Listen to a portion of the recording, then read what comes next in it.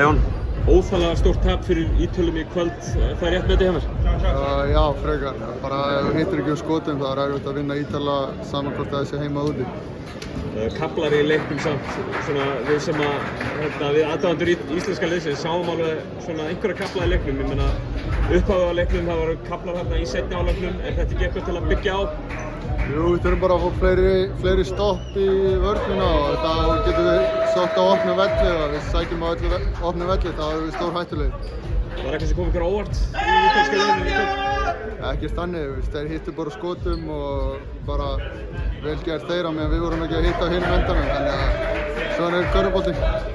Og þetta eru tveir leikir á móti sama liðinu bara á nokkrum dögum.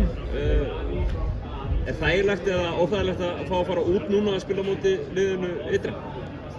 Ég veit ekki, ég hugsi sjálfur ekki það þannig séð sko. Þetta er kannski þægilegar og þú veist hvað þú voru að spila á móti og veist hvað þú getur lagað fyrir næsta leik og vonandi að skotin detti bara aðeins betur heldur en að gera í dag og þá erum við bara góður. Kæra þakki Jón og gangi ykkur vel á mánudaginn. Takk fyrir. Takk.